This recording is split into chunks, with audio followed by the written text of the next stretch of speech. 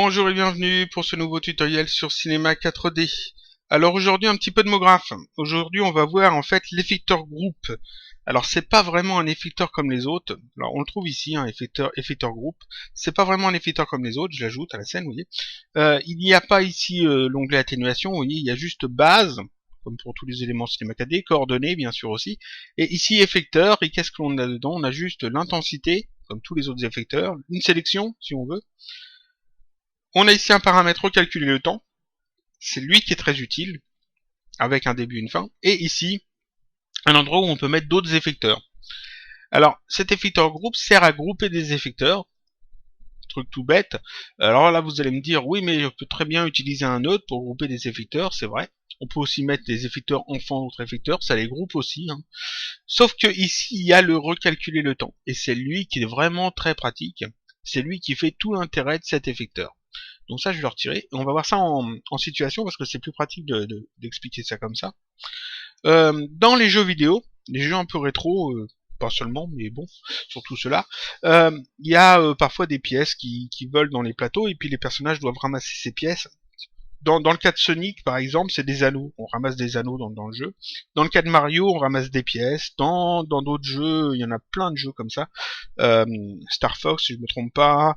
Crash Bandicoot, je sais plus si on ramassait des pièces. Enfin bref, il y a plein de jeux où il faut ramasser des items. Et donc, ces pièces qui volent dans le tableau de jeu ont un look quand même assez sympa. Donc on va faire ce genre de choses. Je vais faire une pièce. Une pièce d'abord. Alors, on va pas la détailler. Hein.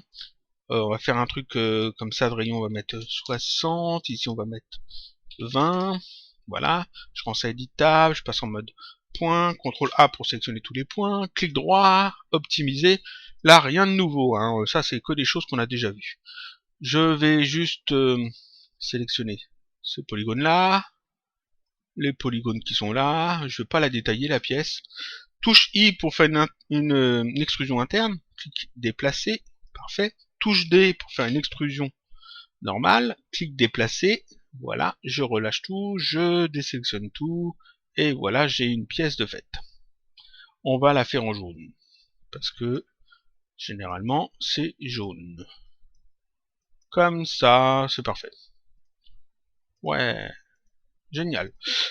Donc, cette pièce, on va la faire voler. Alors, il y a un sol, on va mettre un sol. On va ajouter un cube de 20 cm de haut. Voilà. Il est au niveau du sol. On va lui mettre un petit biseau. Comme ça. Parfait. Et donc on a un cube. On va lui mettre une couleur à ce cube. Tant qu'à faire. Voilà. On va mettre du orange. Un peu plus foncé. Parfait. Voilà, donc j'ai un cube orange et j'ai des pièces jaunes qui vont virevolter un petit peu au-dessus, comme dans les jeux vidéo. Donc pour ça, je vais prendre un cloneur MoGraph. Je mets la pièce dans le cloneur. Le cloneur, je le mets en fond du cube, pour que ce soit propre. Le cloneur, donc ici, il me clone les pièces. On va les mettre bien au-dessus. On va les espacer un peu parce que là, c'est pas comme il faut. Là, 3 pièces, ça suffira. Ici, on va mettre combien? 120, 130, 140 140, ça a l'air pas mal, 140. Voilà, donc là, on a 3 pièces, comme pour les jeux vidéo. Et puis, ces pièces, comme pour les jeux vidéo, ils apparaissent d'un coup, on va dire. Ou alors, ils disparaissent d'un coup. Enfin, ici, on va les faire apparaître. Donc, je vais prendre mon cloneur. Je vais ajouter dessus un effecteur. Donc, je vais prendre un effecteur simple pour faire apparaître les objets, s'il n'y a rien de mieux. Effecteur simple. Par défaut, l'effecteur simple déplace tout vers le haut, c'est pas ce que je veux. Donc ici je mets 0. Ce que je veux, c'est jouer avec l'échelle pour justement les faire apparaître. Ça, c'est des choses qu'on a déjà vues hein, dans les tutoriels. J'explique ça dans plusieurs tutoriels MoGraph. Hein. Je vous conseille d'aller les revoir. Donc on coche échelle, échelle uniforme. Ici je vais mettre -1. Donc je mets en fait une taille de -1 aux pièces. Donc les pièces n'apparaissent plus. Dans effecteur, ici, si je joue avec l'intensité, je peux faire apparaître, si c'est à 0%, ou disparaître les pièces. Donc on va mettre une clé d'animation là-dessus. On va dire à la frame 0, c'est à 100%, ici je fais un contre-clic. Et à la frame 10, c'est très bien 10, c'est à 0%, je fais un contre-clic. Tac. Donc là, d'entre 0 et 10, les pièces apparaissent. Voilà. elles apparaissent entre 0 et 10. C'est parfait. Généralement, les pièces ont un petit peu l'impression de bondir, donc je vais les faire en fait venir d'un peu plus bas. Dans mon effecteur simple, ici dans paramètres, en Y, je vais mettre par exemple moins 200. Donc en fait, quand l'effecteur est à 100%, les pièces sont toutes en bas. Et quand l'influence ici, l'intensité de l'effecteur augmente entre 0 et 10, les pièces vont non seulement monter et apparaître en même temps, ce qui donne ceci. Voilà. Donc là j'ai un petit effet sympa. Généralement dans les jeux vidéo, les pièces elles sont pas immobiles comme ça, elles tournent. Souvent elles tournent. C'est le cas des anneaux dans Sonic par exemple, ça tourne. Donc ici mon cloneur, je le sélectionne, je vais dans mon graphe, effecteur, et je vais mettre un effecteur temps. Voilà, l'effecteur temps par défaut dans ses paramètres à 90 degrés pour faire tourner les objets, ce qui fait que là maintenant mes pièces elles tournent. Waouh, c'est génial. Elles tournent tout en même temps. Je vais mettre plus de frames. Elles tournent tout en même temps, c'est pas joli. Bon, il y a des jeux c'est comme ça, mais c'est mieux quand même quand les pièces sont un petit peu désynchronisées les unes des autres. Donc on va faire ça comment? Il faudrait ajouter du hasard dans la rotation des pièces. À partir du moment où on dit il faut ajouter du hasard, c'est l'effecteur randomisation. Donc on va ajouter l'effecteur randomisation. Je sélectionne mon cloneur, je vais dans mon graphe, effecteur, randomisation. Par défaut, randomisation, dans ces paramètres, il déplace en fait les objets. C'est pas ce que je veux. Ici je mets 0. Je veux pas qu'il me déplace les objets. D'ailleurs ça je peux le décocher. Je veux pas qu'il change l'échelle. L'échelle est très bien. Je veux pas qu'il change la rotation des pièces comme par défaut. Ce que je veux c'est qu'il change en fait l'influence que l'effecteur temps va avoir sur chaque clone. Et ça on peut le faire de manière simple. On va dans randomisation et ici transformation d'influence, on met ça à 100%. Tout simplement. Ça indique en fait que les influences de chaque clone vont être différentes. Il va y avoir du hasard, 100% de hasard entre chaque clone. Je retourne dans mon cloneur, je vais dans effecteur. Ici on a donc l'effecteur simple, on a l'effecteur temps, le randomisation. Le simple fait apparaître les pièces en les faisant venir du bas. L'effecteur temps les fait tourner et le randomisation leur ajoute du hasard. Seulement ici le hasard est ajouté après l'effecteur temps. Alors que l'effecteur temps c'est lui qui fait tourner et c'est sur lui qu'on veut que ça ait un effet. Donc il faut que je mette le randomisation au-dessus de l'effecteur temps. Donc j'ai le simple, le randomisation et l'effecteur temps. Donc ici les pièces apparaissent, les clones auront du hasard dans leur influence et l'effecteur temps se sert justement de cette influence qui est mise totalement au hasard pour faire tourner les pièces. Si je fais lecture, on a les pièces qui vont tourner. Mais seulement ici le hasard fait que c'est pas terrible. Elles sont un petit peu désynchronisées mais pas assez, donc je retourne dans mon randomisation, dans effecteur, et ici source je vais changer ça. Alors on va augmenter un petit peu, on va mettre on va essayer d'en trouver un qui est bien, 63 peut-être, on regarde ce que ça donne. Hop, ici c'est bien, les pièces tournent mais pas en même temps. Donc c'est parfait ici, avec 123-63 j'ai le bon réglage de randomisation pour mes pièces. Maintenant ici, j'aimerais ajouter un peu plus de punch, donc on va ajouter en fait un peu plus d'élasticité. Je sélectionne le cloneur, je vais dans MoGraph, effecteur, et j'ajoute l'effecteur délai, qui sert à ça. L'effecteur délai, ici dans effecteur on met élasticité, et ça on met à 80%, histoire de booster bien les choses. On voit ce que ça donne. Hop là, c'est parfait. Donc là j'ai mon petit setup de fait. Voilà, entre 0 et 10, les pièces apparaissent. Mes 4 effecteurs ici je vais les grouper avec Alternate G. Voilà, j'appelle ça les effecteurs. Voilà, c'est parfait. Et ici donc j'ai mon petit setup de fait. Maintenant j'aimerais avoir plusieurs fois ce setup. C'est-à-dire que j'aimerais avoir plusieurs endroits où il y a des pièces qui apparaissent. Donc ce cube je le duplique. Voilà, on va mettre le seul au-dessus. Pas que ça gêne, voilà. Je l'ai dupliqué, je le déplace. Si je fais lecture, mince, ça apparaît en même temps. Et c'est totalement synchro, forcément, mais ça apparaît en même temps, et ça c'est pas bien, je voulais pas que ça apparaisse en même temps. J'aimerais que celui-ci apparaisse, et ensuite celui-ci apparaît. Alors pourquoi ça apparaît en même temps? Parce que dans les deux cloneurs, j'ai utilisé exactement les mêmes effecteurs. J'ai l'effecteur simple, ici, et là j'ai l'effecteur simple, et cet effecteur simple, je lui ai mis des clés d'animation à la frame 0 et à la frame 10. Donc il est animé seulement à la frame 0 et la frame 10. Si je regarde dans ma ligne de temps ici, ma ligne temporelle, j'ai bien une clé d'animation à la frame 0 et une clé d'animation à la frame 10, et c'est tout. Si je veux que celui-ci apparaisse, le deuxième apparaisse après, par exemple à la frame 30 et 40, entre la frame 30 et 40, à la place de 0 et 10, qu'est-ce que je dois faire?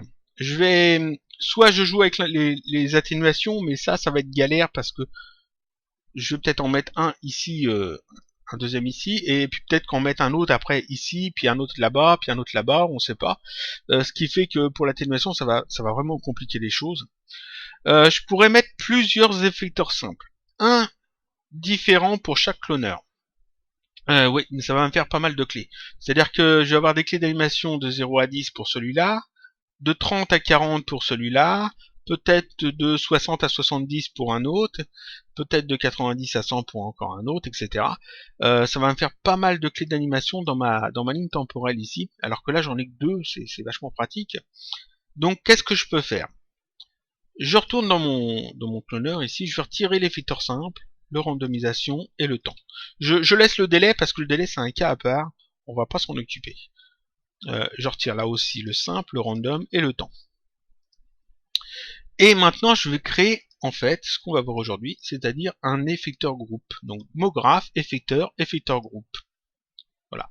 Alors je vais en faire deux, donc effecteur groupe 1. Voilà, et j'en ferai un deuxième après. Parce que ça sera exactement le même, donc je copierai celui-là.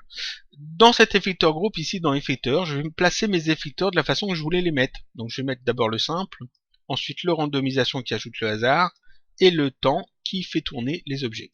Je mets pas le délai, le délai j'ai bien dit que je le mettais totalement à part, c'est un cas séparé, il y a des petites subtilités dedans qui sont un peu chiantes, donc je le laisse bien à part. Donc là j'ai un effecteur groupe qui reprend en fait mes effecteurs, et donc là, si je fais lecture, en fait il se passe rien parce que dans mes cloneurs ici j'ai retiré mes effecteurs. Donc dans mes cloneurs, je vais mettre maintenant mon effecteur groupe, je le mets avant l'effecteur délai, là, et là aussi je pourrais le mettre aussi, mais on va pas le faire, parce que je vais en mettre un autre. Là quand je fais lecture maintenant, ça fonctionne bien pour celui-là. Donc on reprend bien en fait, les effecteurs qui sont ici sont bien repris là dans l'effecteur de mon objet cloneur. Donc ça fonctionne. Cet effecteur groupe, je vais en faire un double. Voilà, je vais l'appeler effecteur groupe 2. Et cet effecteur groupe 2, je vais le mettre dans le deuxième cloneur ici. Parfait. Je fais lecture et on regarde ce que ça donne. Ça fait la même chose qu'au début, c'est-à-dire que là, les pièces s'affichent bien, elles tournent comme il faut, tout fonctionne bien, seulement elles s'affichent en même temps. Elles s'affichent en même temps et ça, c'est pas ce que je veux. Je veux que celle-ci ne s'affiche pas au début. Je veux pas que ça commence à 0 et que ça finisse à 10. On va dire que je veux que ça commence à 20 et que ça finisse à 30. Je pourrais déplacer mes clés d'animation, mais je vais pas le faire, ça va être galère s'il faut que je le fasse à chaque fois. Donc ici, je vais dans l'effecteur groupe 1 et je coche ici recalculer le temps. Et c'est là que est toute la puissance de cet effecteur. Ici, recalculer le temps permet de recalculer la ligne de temps seulement pour ces effecteurs-là. C'est-à-dire que ici, j'ai mis une clé d'animation de 0 à 10 pour l'effecteur simple. Donc ici, je peux lui indiquer de considérer que la frame 0, c'est pas la frame 0, c'est une autre frame. Et que la frame 10, la fin de mon animation, c'est pas la frame 10, c'est une autre frame. On va dire que, je vais lui dire que la frame 0, je veux que ça soit la frame 20, et que la frame 10, ça sera donc la frame 30, 10 frames plus loin. Donc pour lui, quand il va jouer les clés d'animation de l'effecteur simple, au lieu de les jouer à la frame 0 et à la frame 10, il va les jouer à la frame 20 et 30. Pareil pour l'effecteur groupe 2, je vais faire recalculer le temps, et là je vais lui dire la frame 0 pour l'effecteur simple, ça va être la frame 50, et la fin, ça sera donc 10 frames plus loin, ça sera 60. Si je fais lecture maintenant, je fais lecture, et ça fonctionne bien, tac, j'ai le premier qui apparaît, le deuxième qui apparaît. Le premier apparaît à partir de 20, le deuxième à partir de 50. Et ça fonctionne bien. Et là, vous voyez que je n'ai pas bougé dans ma ligne temporelle, j'ai pas bougé mes clés d'animation. Ma clé d'animation est toujours à la frame 0 et à la frame 10.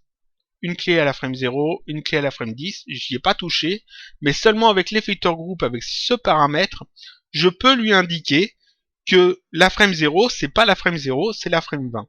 Et lui, je lui indique que la frame 0, c'est pas la frame 0, c'est la frame 50. Seulement pour ces effecteurs-là. Et alors là, je peux en faire autant que je veux. J'ai pas besoin de dupliquer plusieurs fois l'effecteur simple avec des clés d'animation. Je duplique simplement les effecteurs group. Et puis les cubes, forcément, parce que ici, j'ai besoin des cloneurs. On va en faire un de plus. Voilà. On va mettre ici, par exemple. Je vais faire un effecteur groupe de plus. Et lui, on va l'appeler 3. On va le mettre ici, à la place de celui-là. Supprimer, on va le mettre là. Tac. Et lui, on va lui dire... alors, le premier, j'avais dit 20-30. Le deuxième, j'avais dit 50-60. Donc ici, ça va être 80-90. Par exemple. Et donc celui-là s'affichera encore après. Je fais lecture. Le premier s'affiche à 20, le deuxième à 50 et le dernier à 80. Et là, j'ai fait une petite animation en utilisant simplement deux clés d'animation. Et pourtant, il y a des animations qui ont lieu entre la frame 20 et la frame 90. Mais j'ai seulement deux clés d'animation d'ajouter dans ma scène. Voilà. Donc ça simplifie énormément ma ligne temporelle. Là, deux clés d'animation avec la courbe, puisque je peux retravailler si j'ai envie. Hein. De toute façon, elle est utilisée pour tous les cloneurs. Je peux retoucher en fait tous mes effecteurs qui sont utilisés. Par exemple, si je veux que ça tourne plus vite ici, je peux mettre par exemple 360 degrés. Ça va avoir un effet sur tous les effecteurs vu que cet effecteur temps est utilisé dans tous les effecteurs groupes. Donc on va voir ça tout de suite. J'ai mis 360, on regarde ce que ça donne, ça va tourner plus vite. Là, les pièces tournent beaucoup plus vite. Alors on va remettre 80 parce que c'était mieux. Voilà, 80. Et là, je peux en faire autant que je veux. Et donc ça, c'est très pratique parce qu'en fait, quand vous avez un petit setup d'effecteurs qui vous plaît, vous les groupez dans un effecteur groupe, vous enregistrez cet effecteur groupe où vous voulez, hein, même à part, et puis vous pouvez le réutiliser dans une autre scène, simplement en remappant ici les animations. Alors, ce que je conseille vraiment, c'est de mettre vos clés d'animation, je vais vous montrer, vos clés d'animation à partir de la frame 0, afin d'éviter les soucis. C'est-à-dire que vous faites votre animation des effecteurs en prenant 0 comme base, et puis vous faites vos clés là où vous voulez. Ensuite, vous les mettez dans l'effecteur groupe, comme ça quand vous allez recalculer le temps, ça vous évite en fait des petits bugs qu'il pourrait y avoir.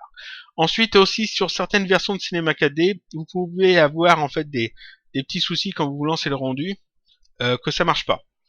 Pas le rendu final, hein. Le rendu final, il n'y a aucun problème, le rendu final ici fonctionne bien, c'est le rendu d'aperçu ici, le contrôle plus R.